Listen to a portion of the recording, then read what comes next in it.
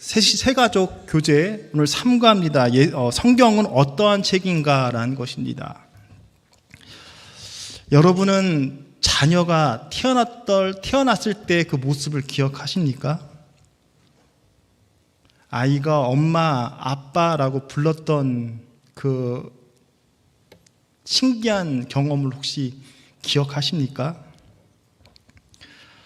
자녀가 처음 일었을 때 저희 온유도 제 책장 잡고 붙들면서 옆으로 꽃게처럼 걸었던 기억이 참 신기한 기억이 있습니다. 또 처음으로 야외 나가서 사진 찍어준다고 그렇게 다녔던 기억도 있습니다. 부모 사랑을 자녀가 다 이해하지 못할 것입니다. 자녀가 울면 부모의 마음은 더욱더 무너지고 어디가 불편한가 아기 때의 모습을 부모 마음은 더 가슴 아파합니다. 그러면 하나님은 나를 창조하신 분이십니다. 하나님의 사람이 아파할 때 하나님의 마음은 어떠할까라는 것을 생각하게 됩니다. 예수님까지 내어주시기까지 우리를 사랑하셨습니다. 하나님이신 분이 이 땅에 내려오셔서 인간의 모든 죄를 짊어지시고 우리를 사랑한다라고 말씀하십니다. 그래서 그 십자가에서 내가 다 이루었다라고 말씀하십니다. 우리는 너무 주님을 사랑하면 피상적으로 알고 있는 경우가 많습니다. 모태 신앙이 참 많죠. 그리고 너무 익숙한 것이 너무나 많습니다. 당연하게 받아들인 것이 너무나 많습니다. 머리로 아는 것이 너무나 많다는 것이겠죠. 육신의 부모님을 좋아하는 음식을 알고 생일을 기억하며 여러 가지의 부모님의 기쁨을 생각하게 되는데, 그러면 우리 주님이 무엇을 원하시는가라는 것을 혹시 생각해 보셨습니까? 미가서 6장 9절에는 공의를 행하라고, 인자를 사랑하라고, 그리고 하나님과 함께하라고 말씀합니다. 정직하라고 말씀합니다. 인자, 예수님을, 하나님을, 성령님을 사랑하라고 말씀합니다. 그리고 나와 동행하자고 말씀하십니다. 신명기 6장 4절에는 이스라엘아 들으라, 우리 하나님은 한 분이라고 말합니다. 여러분의 마음 가운데 우상이 많지 않습니까? 내가 차가 우상입니까? 아니면 내 자녀입니까? 내 집안에 있는 금송아지입니까? 여러 가지의 중요하다고 느껴지는 것들이 있겠죠. 그러면 주님은 여러분에게 어떠한 의미를 담고 있습니까? 내포하고 있습니까? 우리가 하나님의 말씀을 알아야 할 필요가 여기에 있다라는 것입니다.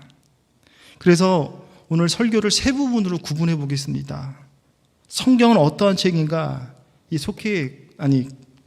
세가족 교재에 나와 있는 그 하드웨어적인 구조에 대한 설명과, 그리고 성경을 알지 못할 때에 어떻게 되는 비참함을 느끼는지, 그리고 어떠한 사회가 엉망진창이 되는지 사사기를 조금 17장부터 그 나머지 부분들을 잠깐 이야기하고, 그리고 오늘 본문인 디모데후서 3장 16절 17절에 그 말씀하는 그 세 가지 의미를 찾고자 하는 것입니다.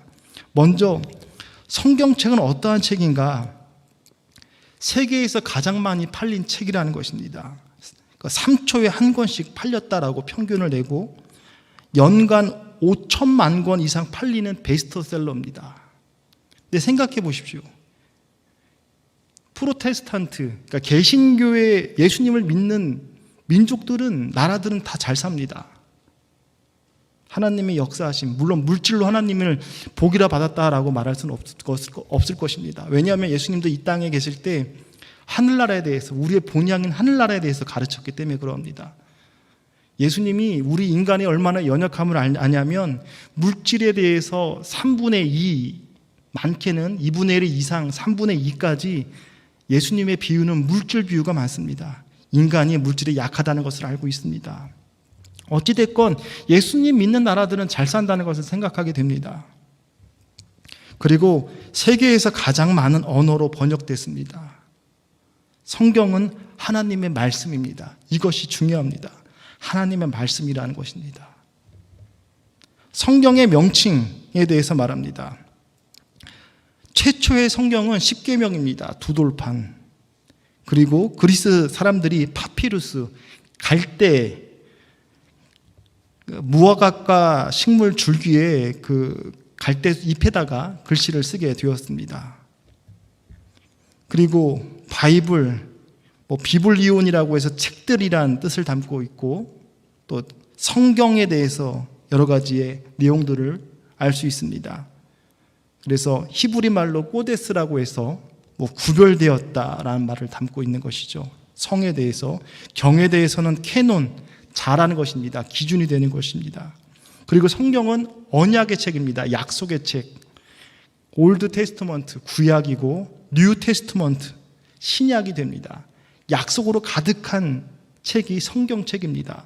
또 종교개혁자 루터는 성경은 피의 책이라고 했습니다. 성경을 구약을 짜니까 짐승의 피가 나오고 신약을 짜니까 예수님의 피가 나온다라고 했습니다. 피 흘림이 없은즉 죄사함이 없다라고 히브리서에 말씀한 바 있죠. 주님과 가까워지는 것, 희생이 있었다는 것을 보게 되는 것입니다. 성경의 다양성에 대해서 또 말합니다. 통일성에 대해서. 기록자는 28명, 신약에는 약 8명으로 말하고 있습니다. 출신, 직업, 또 신분이 다 다릅니다. 왕도 있었고 어부도 있었고 노동자, 정치가, 군인, 제사장, 농부, 사업가, 학문 정도나 배경이나 성격도 다양합니다. 또 성경은 부족 사회부터 이집트, 아랍, 그리스, 로마에 이르기까지 모든 다양한 문화를 담고 있습니다. 기록 연대가 BC 예수님 오시기 전 1500년부터 AD 예수님 오신 후 100년까지 1600년에 걸쳐서 정경화 작업이 되면서 책이 성경책이 완성이 됩니다. 오래된 고대 문서라는 것이죠. 이렇게 다양한 문화와 언어를 담고 있습니다. 성경이 담고 있는 통일성이 있습니다. 그것은 메시아를 지침한다는 것입니다. 기록 배경은 다양함에도 불구하고 한결같이 예수님에 대해서 말씀하고 있다는 것입니다. 구원사에 대해서 요한복음 5장 39절에 얘기하죠. 너희가 성경에 대해서 영생을 얻는 줄 상고하거니와 이 성경이 내게 대하여, 예수님에 대하여 증거한다라고 말합니다. 요한복음 5장 46절에도 모세를 믿었다면 또 나를 믿었으리니 이는 모세가 내게 대하여 증언했다, 기록했다라고 말하고 있습니다. 성경은 하나님의 말씀입니다. 하나님의 영감으로 모든 성경의 1.1핵은 다 하나님의 언어로 쓴 것입니다. 그러니까 인간의 표현대로 쓰신 것이죠. 성경을 기록한 언어에 대해서도 구약은 히브리어로 기록되어 있고 일부는 아람어로 되어 있다라고 말을 합니다. 신약의 언어기도 하지만 신약에는 헬라어로 쓰였지만 우리가 잘 알고 있는 엘리 엘리 라마 사막다니, 그거는 아람어입니다. 그러니까 구약의 언어는 대부분 히브리어로 쓰였고 신약의 언어는 헬라어로 쓰였다. 왜냐하면 그 당시 알렉산더가 헬레니즘 문화를 꿈꾸었죠. 그가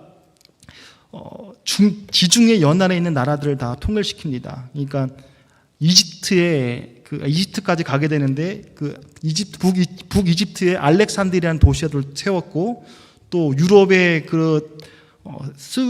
스페인까지 나라를 확정하고 길게는 인도 북부까지 알렉산더가 점령합니다. 그러니까 아프리카, 아시아, 유럽까지 점령한 사람이 알렉산더인데 그가 헬레니즘 문화를 꽃피웁니다. 언어를 통일시킵니다. 그러니까 코인의 언어라는 것입니다. 그래서 신약의 언어는 헬라어라고 표기되어 있습니다. 구약 언어가 히브리어라고 했습니다. 근데 70인역이라고 있습니다. 구약의 히브리어를 헬라어로 바꾼 것입니다. 12개 지파 사람들 중에 6명씩 72명이 됩니다. 그 랍비들이 6명씩 12지파 72명이 그 알렉산드리아에서 언어를 구약 성경을 헬라어로 번역한 것을 70인역이라고 말을 합니다. 성경의 목적입니다. 당연히 그리스도를 통한 인간의 구원의 목적입니다. 보통 신학에서, 조직 신학에서 일반 계시와 그 특별 계시를 얘기합니다.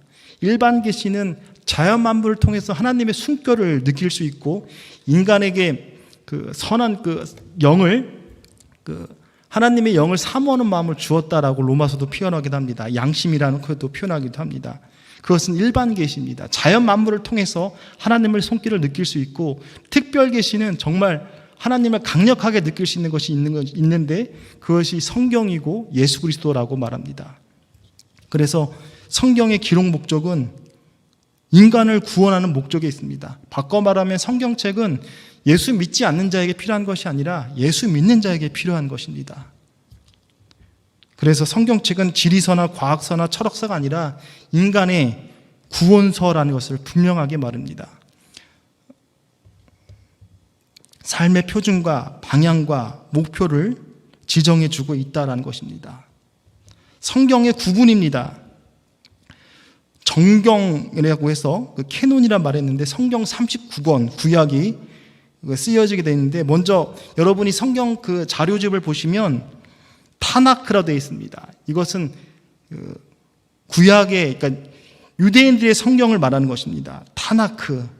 그것은 책을 보시면 그 율법서 토라, 그리고 예언서 네이빔, 그리고 성문서 케투빔, 거기에 첫 글자를 따서 타나크라고 말합니다. 그래서 구약 성경을 타나크에서 24권을 이야기하는데 제일 권위 있는 것이 모세오경입니다. 율법서. 그 다음에 권위가 있는 것이 예언서. 하나님이 직접 말씀한 것은 율법서고, 그 다음에 하나님이 선지자를 통하여서 말씀한 것이 예언서고, 그 다음 권위가 내려가는 것이 성문서. 그러니까 하나님에 대한 감사에 대한 고백들이 남고 있는 것이 시가서나 지혜서, 기타 서신들이 케투빔, 그러니까 성문서에 속합니다. 유대인의 성경이 이러한 것이 있다라고 그냥 참고하시면 될 것 같습니다. 개신교, 프로테스탄트는 조금 더 다릅니다. 율법서 동일하게 있고 역사서 12권, 여러분 책을 보면 그 구약 성경의 표지를 보면 다 나와 있는 부분이기도 합니다. 여호수아부터 느헤미야까지, 그 에스더까지 역사서를 말합니다. 그리고 예언서가 17권이 있는데 대예언서, 소예언서를 얘기합니다. 그때 대예언서는 사람이 큰 사람이고 하나님이 크게 쓰임 받았다는 얘기가 아니라 분량이 많아서 이사야, 예레미야, 에스겔, 다니엘 이런 거는 대예언서, 분량이 많다는 것입니다. 소예언서는 분량이 작기 때문에 편의상 대예언서, 소예언서 구분합니다. 그리고 지혜서, 하나님이 역사하심에 감사하며 고백하는 그 성경들이 욥기, 시편, 잠언, 전도서, 아가서가 됩니다. 하나님에 대한 반응에 대한 그 지혜서, 감사의 신화가 됩니다. 카톨릭 성경에 대해서 또 말합니다. 우리와 조금 성경이 다르게 외경도 들어가 있고, 그리고 몇 권 더 포함되어 있습니다. 위경도 들어가 있고 그럽니다.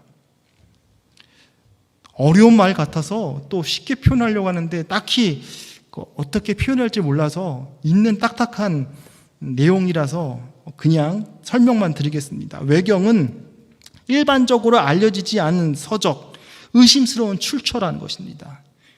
그러니까 그림 작품이 유명한 이유는 누가 그렸느냐가 중요합니다. 그리고 그 작가가 죽으면 더 유명해질 것이죠. 희소성이 있기 때문에. 그러니까 출처가 분명하고 하나님이 역사하심이 공통적으로 저자나 그 출처가 의심스럽지 않으면 하나님의 것이라고 공인합니다. 그러나 의심스럽다면 이거를 외경이라고 말을 하는 것입니다.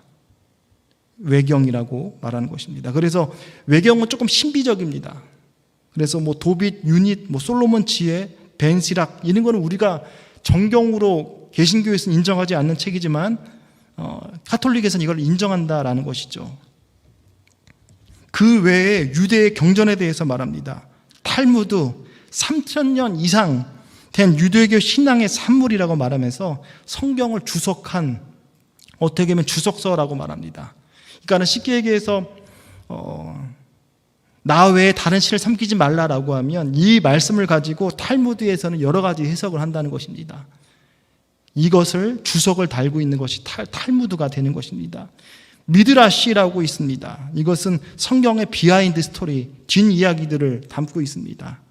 미시나 1과 2부로 구전되어 오는 전통을 유대 성경들을 말하는 것입니다. 신약 성경 27권에 대해서 말하죠. 마태, 마가, 누가, 요한, 사복음서가 있고 공관복음은 마태, 마가, 누가만 얘기하는데 예수님의 생애와 사역의 내용과 표현의 방법에 대해서 유사성을 갖고 있습니다. 그리고 성경이 정경화, 이거를 공인화되는 것이 알렉산드리아에서 AD 90년 얀미아 회의 랍비들이 모여서 이거는 정경이다라고 받아들인 것이 얀미아 회의 90년이고 신약은 397년 카르타고 회의에서 AD 397년, 그러니까 거진 예수님 오신 다음 397년이 지나서 정경으로 확정화됩니다. 조금 더 시간이 걸리게 되는 것이죠. 정경의 기준은, 정경화된 그 기준은 그 거룩한 글인가, 그리고 권위 있는 자가 쓴 것인가, 선지서 시대 때 선지자들이 쓴 것인가라는 것입니다. 성경에 관한 일반적인 지식에 대해서는 참고하시길 바랍니다. 장절을 어떻게 구분했는지, 그리고 성경 전체의 절을 어떻게 구분했는지에 대한 이야기가 서술되어 있습니다. 그러면 성경을 어떻게 읽어야 되는가? 사람들이 교회 나와서 제일 먼저 은혜 받는 것이 찬양이라 보통 말합니다. 그러니까 예수 믿지 않는 사람들이 볼 때 예수님을 처음 믿게 되면 찬양에 은혜 받는다고 말합니다. 내게 하는 말 같고 내게 하는 말을 반영하는 것 같다는 것이죠. 그 다음에 목사님의 설교라는 것입니다. 우리 감독님의 설교겠죠. 그래서 하나님의 말씀이 들린다는 것입니다. 그 다음 단계로 가는 것이 성경 공부하고 싶어지는 것입니다. 말씀을 체계적으로 배우고 싶어 하게 되는 것이겠죠. 처음에는 찬양이었고 설교였고, 근데 설교는 부분적이고 주제적으로 가게 되니까요. 그러나 이제 성경을 권역별로 공부하고 싶어집니다. 그러나 가장 기본이 되는 것이 있습니다. 성경 읽기가 되어야 되는 것입니다. 성경을 읽지 않으면, 성경을 모르면 하나님이 무엇을 좋아하는지 알지 못합니다. 성경을 어떻게 읽어야 되는가, 여러 가지의 마음들이 있습니다. 근데 신명기 6장 4절에서 9절의 말씀을 묵상하시길 바랍니다. 두 번째 파트를 이야기하겠습니다. 성경을 알지 못하면 요수아 뒤에 이은 사사시대가 된다는 것입니다. 사사시대의 배경은 미정복 지역, 그 땅의 거민을 쫓아내지 못합니다. 그래서 가나안 족속에게 동화되고 흡수되면서 하나님 앞에 책망받고 맞는 이야기가 300년 동안 지속됩니다. 사사기 2장 3절에 그러므로 내가 또 말하기를 내가 그들 앞에서 쫓아내지 아니하리니 그들이 너희 옆구리에 가시가 될 것이고 그들의 신이 너희의 올무가 되리라. 가나안 족속을 쫓아내지 못하니까 너희 옆구리가 가시가 되고 그 민족들이 너희의 올무가 되리라라고 사사기의 2장 3절에 말합니다. 또 사사기의 암흑시대인 이유가 쫓아내지 못한 것과 두 번째는 여호수아 시대에 목격자들이 죽었습니다. 사사기 2장 10절에 그 세대의 사람도 다 그 조상들에게 돌아가고 그 후에 일어난 다른 세대는 여호와를 알지 못하며 여호와께서 이스라엘을 위하여 행하신 일도 알지 못하였더라. 조상들이 후손들에게 하나님의 말씀을 들려줘야 되는데 단절됐습니다. 세대가 끊겨졌습니다. 다음 세대에게 넘겨줄 것이 있다면 하나님의 말씀입니다. 하나님의 말씀에 순종하는 믿음을 전수하지 못했습니다. 사사기 17장, 사사기 21장에 그때 왕이 없으므로 사람이 소견에 오른 대로 행하였더라. 그때 이스라엘에 왕이 없다라고 말할 때에는 이거는 비유적인 것입니다. 이때의 왕은 하나님입니다. 하나님은 말씀으로 통치하길 원합니다. 그러나 그 하나님을 두기 싫어하니까 자기 소견에 오른 대로 살아간다는 것입니다. 분명 하나님은 모세오경 시대 창출 내미신 통하여서 또 여호수아 시대에서 정복하면서 국민이 이루어졌고 또 주권도 주었고 영토도 주어서 하나님은 기대했습니다. 그러나 반복되는 것이 그들이 여호와 목전에 악을 행하여, 그들은 늘 여호와 앞에 악을 행하는 모습을 보게 됩니다. 그들이 패턴이 있습니다. 하나님의 은혜를 망각해버립니다. 잊어버립니다. 그렇게 죄를 범하게 되니까 또 죄를 범하게 되고, 그 다음에 그들이 부르짖습니다. 그러니까 그 전에 압제를 당합니다. 하나님이 타 민족을 통하여서 이스라엘을 괴롭힙니다. 그래서 그들이 부르짖습니다. 그러면 하나님이 구원해 주십니다. 또 죄를 짓습니다. 이 네 가지 패턴입니다. 죄, 그 다음에 하나님이 그 이방 민족에서 치고, 그리고 간구하고 구원해주고 다시 죄를 짓고, 이게 300년 동안 지속되는 것입니다. 사사기 3장 7절도 이스라엘 자손이 여호와의 목전에 악을 행하여 자기들의 하나님 여호와를 잊어버리고 바알들과 아사랴 신을 섬기니라. 하나님을 망각하니까 자기 방식대로 하나님을 섬깁니다. 종교학에서 종교의 기원을 두려움에 두고 있습니다. 두려우니까, 쫓기니까 신을 섬기는데 하나님을 섬기는 법을 모릅니다. 그러니까 일본처럼 종교 다원주의처럼 아무 신이나 기도하면 복을 줄 줄 알고 그런 마음으로 살아가는 거겠죠. 사사기 17장이 그 사회가 얼마나 부패했는지 보게 됩니다. 미가의 집에 세워진 신상을 생각해 보겠습니다. 에브라임 산지 미가라는 사람이 어머니의 돈을 훔칩니다. 은 1,100을 훔칩니다. 그 어머니는 돈 훔친 자를 저주합니다. 그래서 미가가 어머니의 돈을 돌려줍니다. 그 돈을 돌려받으니까 하나님께 감사의 뜻으로 신상 2개를 만들어 에봇과 드레미를 만들고 미가에게 줍니다.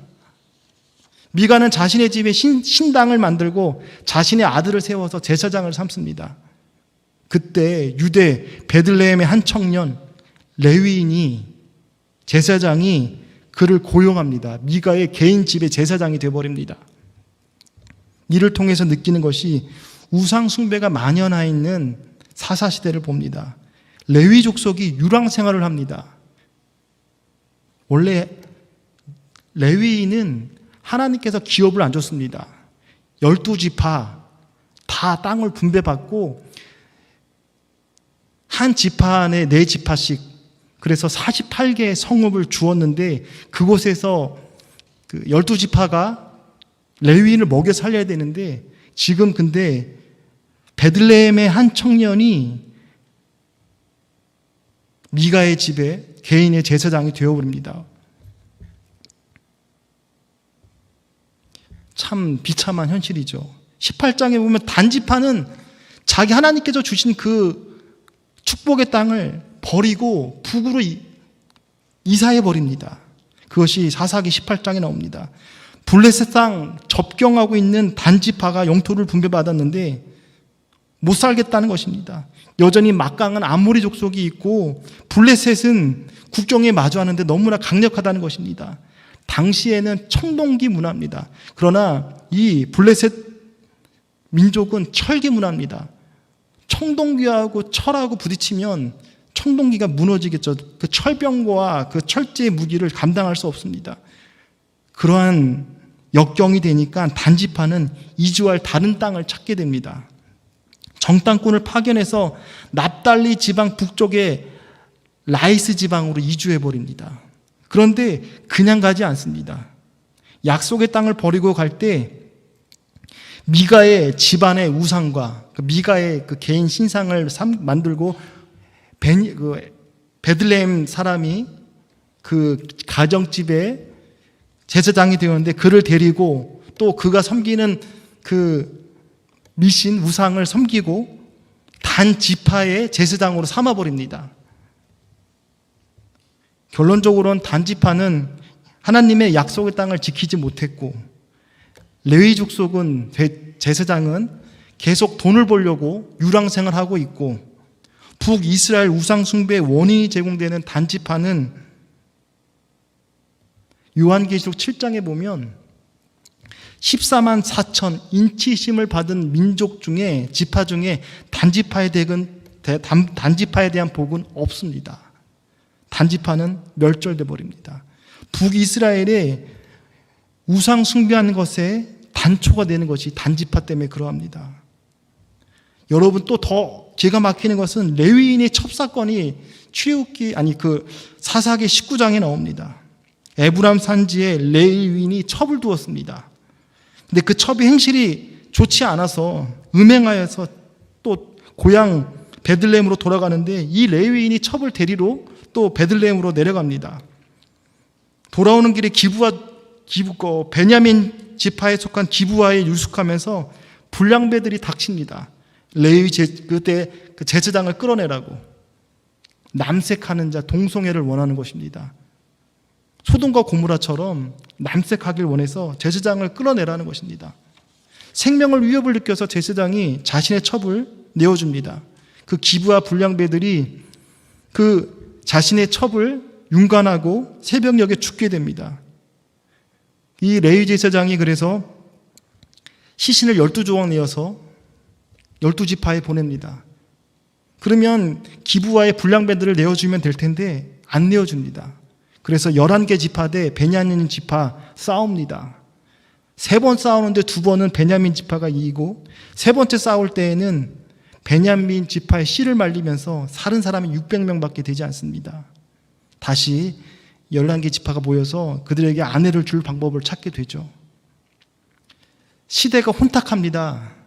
엉망진창이 됩니다. 사사들은 또 말할 것도 없습니다. 기드온을 생각해 볼까요? 사사기 8장 22절에 그때 이스라엘 사람들이 기드온에게 이르되 당신이 우리를 미디안 손에서 구원하셨으니 당신과 당신의 아들과 당신의 손자와 우리를 다스리게 하소서 하는지라. 당신이 우리를 미디안의 손에서 구원했으니, 여기까지 보면 이상이 없는 것 같죠. 그러나 당신이 우리를 미디안 손에서 구원했다라고 할 때 침묵합니다. 하나님이 하셨는데 기드온은 이를 즐깁니다. 자신의 위상이 높이는 것에 대해서 암묵적으로 즐기는 것을 보게 됩니다. 또 사사기 7장 18절에 나와 나를 따르는 자가 다 나팔을 불거든 너희도 모든 진영 주위에 나팔을 불며 이르기를 여호와를 위하여 하라, 기드온을 위하여 하라. 여호와를 위해서만 하면 되는데 기드온을 위하여 하라라고 말합니다. 여호와와 자신을 동급으로 취급하고 있습니다. 이제는 하나님의 영광을 취하는 모습을 보겠습니다. 사사기 7장 20절에 왼손에 횃불을 들고 오른손에 나팔을 불며 외쳐 이르되 여호와와 기드온의 칼이다 하고, 하나님의 칼이 아니라 거기에 기드온의 칼도 들어갑니다. 하나님이 받아야 할 영광을 기드온이 가로채는 장면을 보게 됩니다. 기드온의 아들이 누군지 아십니까? 아비멜렉입니다. 아비는 아버지고 멜렉은 왕입니다. 그 기드온의 첫째 아들이 나의 아버지는 왕이다라는 뜻입니다. 그러니까 기드온은 왕이라는 자기 입으로 자기 아들을 지으면서 자기가 왕이 되었습니다. 입다, 암몬 자손과 싸웁니다. 처음 보는 사람을 하나님께 번제로 드리겠다라고 합니다. 암몬 족속은 밀곰신 몰렉신을 섬깁니다. 인신공양합니다. 그러니까 그것을 보고 자랐습니다. 그래서 전쟁에 이기면 나를 처음 맞이한 사람 각을 떠서 드리겠습니다라고 해서 진짜 자신의 딸을 번제로 드립니다. 말이 안 되는 이야기입니다. 레위기 18장 21절에 너는 결단코 자녀를 몰렉에게 주어 불로 통과하게 함으로 내 하나님 여호와의 이름을 욕되게 하지 말라라고 했습니다. 근데 이 딸은 모릅니다, 이거를. 왜냐하면 암몬 자손 옆에 살았으니까 하나님을 섬기면, 그들의 신을 섬기면 저렇게 섬겨야 되는구나 라는 것을 보게 되는 것이죠. 하나님이 급하니까 나실인 제도를 만들어 버립니다.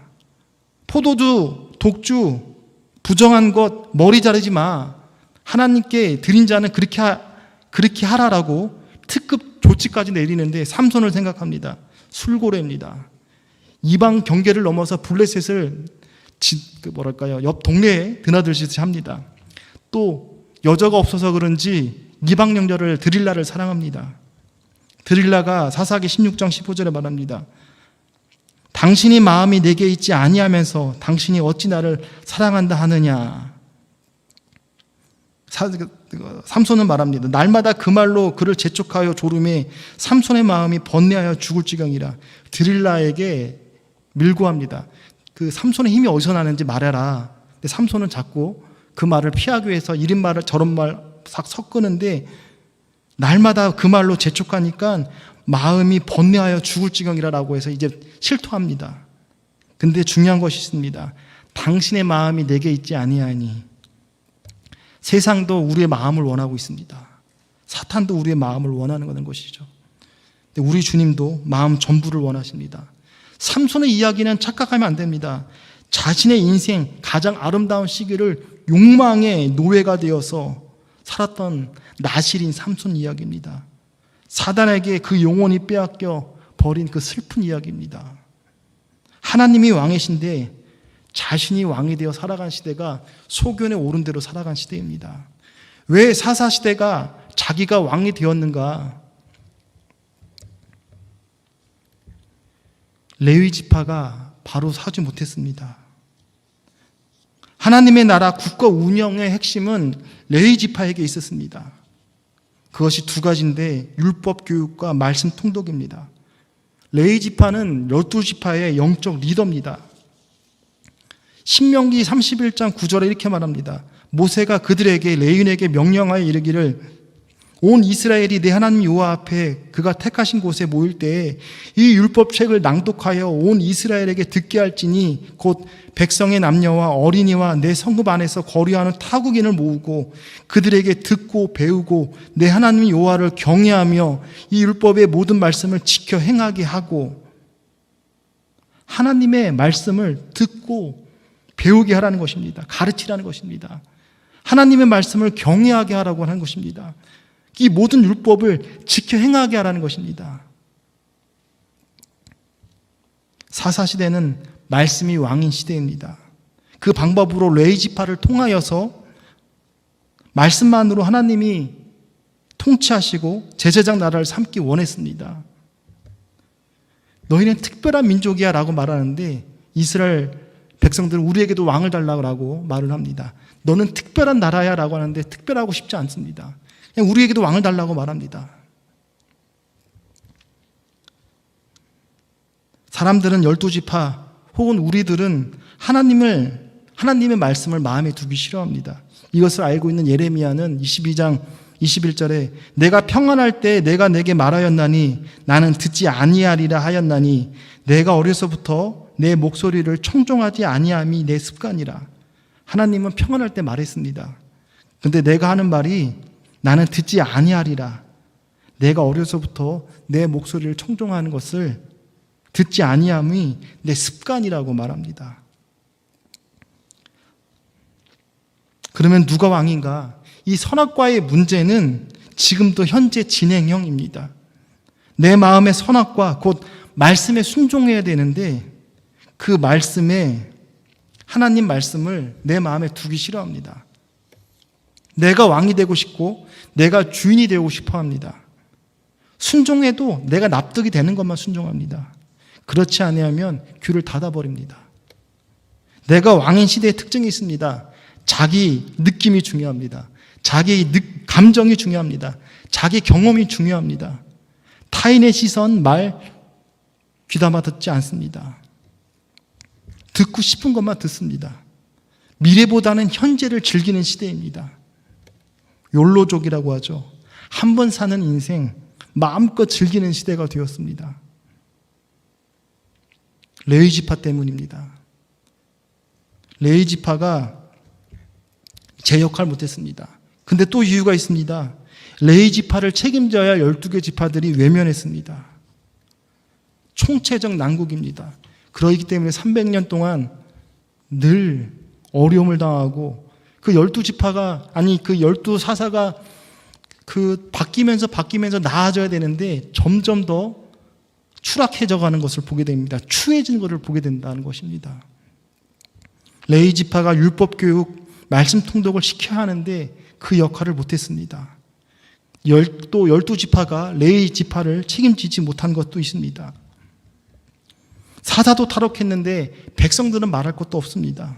사회 전체가 악한 시대가 되었습니다. 사단은 두 가지를 공격합니다. 하나는 가정이고 하나는 교회입니다. 가정의 공동체, 레위의 역할은 아버지입니다. 말씀으로 자녀를 양육해야 됩니다. 아버지가 가정의 제사장입니다. 신명기 6장 7절에 내 자녀에게 부지런히 가르치며 집에 앉을 때든지 길을 갈 때든지 누울 때든지 일어날 때든지 이 말씀을 강론하며 자녀에게 신앙의 유산을 물려줘야 됩니다. 교회 공동체입니다. 사단은 가정을 무너뜨리고 교회를 무너뜨리려고 합니다. 모이지 않게 하려고 합니다. 교회에 못 나오게 합니다. 교회 나와도 부부싸움하게 만들거나 근심하게 해서 은혜 받지 못하게 합니다. 너랑 관계없는 말씀이라고 길을 닫아버리게 합니다. 가시밭 혹은 돌짝밭, 길가 같은 마음으로 딱딱하게 만들어서 하나님의 말씀을 듣지 못하게 합니다. 하나님 말씀 받아야 사람이 떡으로만 사는 것이 아니라 우리 영은 하나님의 말씀을 먹고 살아야 되는데 혼을 즐기는, 귀를 즐기는 말씀만 듣고 영의 말씀을 못 듣게 하는 것입니다. 그래서 교회는 우리 양명화 감독님에서 끊임없이 중보기도해야 됩니다. 우리 마음밭이 기경되어서 옥토밭이 되도록 기도해야 되는 것입니다.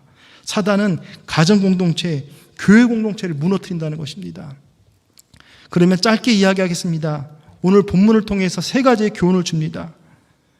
모든 성경은 하나님의 감동으로 된 것으로 교훈과 책망과 바르게 함과 의로 교육하기에 유익하니 이는 하나님의 사람으로 온전하게 하며 모든 선한 일을 행할 능력을 갖추게 하려 함이라. 첫째는 성경은 하나님의 말씀입니다. 하나님의 말씀은 다 바르라고 하면서 두 가지 의미가 있습니다. 거룩한 말씀, 또 하나는 이벤트가 됩니다. 하나님의 말씀에는 역사가 나타난다는 것입니다. 기록된 모든 성경은 1.1획 모두가 다 하나님께 기원이 됐으며 하나님의 원천이라는 것입니다. 말씀이 하나님이라는 것입니다. 실제로 로마서 9장 17절에 성경이 바로에게 이르되 내가 이 일을 위하여 너를 세웠으니 성경이 바로에게 이르되라고 말합니다. 곧 하나님의 말씀이라는 것입니다. 성경이 말하면 하나님이 말씀하는 것입니다. 성경의 권위는 곧 하나님의 권위입니다. 우리가 성경을 대하는 태도가 하나님을 대하는 태도라는 것입니다. 혹시 여러분 성경책을 혹시 차에만 두었다가 주일날마다 갖고 오진 않습니까? 혹은 성경책을 교회에다 놓고 가는 분도 계시더라고요. 전에 경험들을 뒤집어 보면. 왜 성경을 읽지 않을까? 왜 성경이 딱딱하고 어려울까? 왜 성경에 즉각적으로 순종하지 못할까? 어찌 보면 대답은 간단합니다. 그만큼 하나님을 중요한 분으로 인정하지 않기 때문에 그러합니다. 하나님을 그만큼 사랑하지 않기 때문에 그러합니다. 하나님의 권위를 가볍게 여기기 때문에 그러합니다. 하나님은 이렇게 말씀합니다. 사무엘상 2장 20절에 나를 존중히 여기는 자를 내가 존중히 여기고 나를 멸시하는 자를 내가 경멸하리라. 성경 통독을 하고 있습니다. 사울왕 이번 주에 사무엘상은 사사 시대가 마감하고 그 왕을 세우는 다윗이 몰락하고 다윗이 부상하며 사무엘하는 다윗에 대한 이야기가 나옵니다. 왜 사울왕이 하나님 앞에 버림을 받았는지, 나를 존중히 여기는 자는 내가 존중히 여기지만 나를 멸시하는 자는 내가 경멸하리라 라고 말씀합니다. 그를 왕을 세운 걸 후회까지 하셨습니다. 예수님도 이렇게 말합니다. 마태복음 7장 21절에 나더러 주여 주여 하는 자마다 천국에 들어갈 것이 아니요 다만 하늘에 계신 내 아버지의 뜻대로 행하는 자라야 들어가리라. 하나님의 뜻대로 행하는 것입니다. 두 번째입니다. 하나님의 말씀은 진리의 말씀입니다. 교훈과 책망과 바르게 함과 의로 교육하기에 유익하니라고 했습니다. 기준이 없는 시대를 살고 있습니다. 너도 옳고 나도 옳다라고 말합니다. 진리는 상대적이라고 말합니다. 그러나 성경은 분명한 진리의 기준을 제시합니다. 거짓과 오류와 속임과 죄의 습성으로부터 우리를 진정 진리 안에 자유케 하는 말씀이 있습니다. 무엇이 옳은지, 무엇이 틀린지 명료하고 분명하게 말해주는 진리가 성경인 것입니다. 그래서 성경은 612가지의 율법이 있다고 말합니다. 365개 하지 말라라고 있습니다. 날수죠. 또 248개 사람의 뼈마디라고 말합니다. 하라라는 말씀이 있습니다. 구약은 시제가 완료태, 미완료태입니다. 하라와 하지 말라가 분명히 나와 있습니다. 612가지 여러분 검색하면 다 나옵니다. 하라와 하지 말라가 분명히 있습니다. 무엇이 옳은지 그른지 분명하게 말해줍니다. 말씀은 읽지 않고 그 말씀을 쫓아가지 않는 것은 다른 거짓에 노출되어서 방치된 채 살아간다는 것입니다. 마지막 세 번째는 성경은 구원의 말씀이라는 것입니다. 17절에 하나님의 사람으로 모든 선한 일을 위해 온전하게 갖추게려 합니다라는 것입니다. 그 말씀을 깊이 생각하면 하나님의 사람으로 선한 일을 위해서 온전하게 하며 또 갖추게 하려 합니다라는 것을 생각하게 됩니다. 선한 것이 무엇인가? 구원의 목적이라는 것입니다. 인간은 전적으로 타락했고 죄와 허물로고 죽을 수밖에 없는 우리를 살린 것도 하나님의 말씀이었고 그 영혼이 구원의 종점에 이르도록 자라게 하는 것도 하나님의 말씀이라는 것입니다. 결국 하나님의 말씀을 읽지 않는 것은 구원의 목적에 따라 살기를 포기하는 것입니다. 세 가지를 다시 한번 말씀드리겠습니다. 성경은 하나님의 말씀입니다. 역사가 있습니다. 하나님의 말씀 두 번째는 진리의 말씀입니다. 기준이라는 것입니다. 세 번째는 구원의 말씀입니다.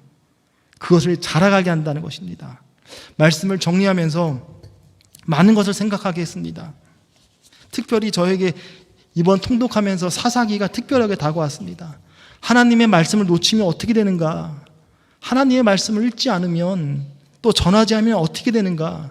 자기가 왕인 시대를 살아가는데 하나님이 원하시는 것도 무엇인지도 모르고 입다처럼 처음 보는 것 내가 하나님께 드리겠다라고 하나님의 중심도 모르고 한 그 심정들을 생각하게 됩니다. 레위 자손이 잘못했고 또 12지파가 레위 자손을 책임지지 못하였고 정말 하나님의 말씀이 우리의 삶을 지도하는데 내 주의 말씀 내 발에 등이고 빛인데 그 빛을 따라가지 아니할 때는 얼마나 험악한 인생을 살아가는지를 느끼게 됩니다.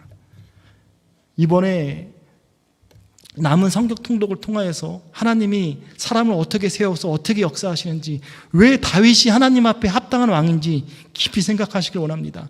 왜냐하면 왕은요 1인자입니다. 근데 하나님은 원하시는 왕은 승리의 경제 부흥의 왕이 아니라 하나님 말씀에 순종하는 왕을 찾으십니다. 하나님 말씀에 순종할 때 역사하심과 내가 생각했던 방법이 아닌 하나님이 생각했던 방법으로 역사하는데 그것이 가장 완벽함을 믿음으로 고백하는 저와 여러분이 되었으면 좋겠습니다. 기도하겠습니다. 주님 감사합니다. 오늘 말씀을 통하여서 하나님의 말씀이 얼마나 귀중한지 느끼게 됩니다. 여호수아 이후에 그 하나님을 아는 세대들이 다 죽었고 또 레위 지파가 그 역할을 못하였고 그 못한 이유가 12지파가 자기 먹고 살기에 바쁘기에 레위 자손들을 내팽개쳤고 이 총체적인 난국에서 해가 거듭하면 거듭할수록 더욱더 악해져가는 시대 속에서 사무엘이 하나님의 말씀을 듣습니다. 말씀이 희귀할 때 하나님의 말씀을 듣습니다. 악이 번창한 것 같은데 역사의 수레바퀴는 그 속도에 맞춰서 하나님은 새롭게 역사하고 계심을 기억합니다.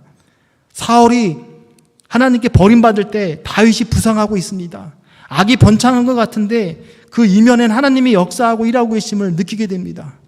우리가 말씀을 통해서 우리의 삶의 지표가 되게 하여 주시고 기준이 되게 하여 주셔서 세상의 포스트 모던 이즘의 시대 후기 현대를 살면서 내가 기준인 시대에서 하나님의 말씀이 기준인 시대로 살아가게 하여 주옵소서.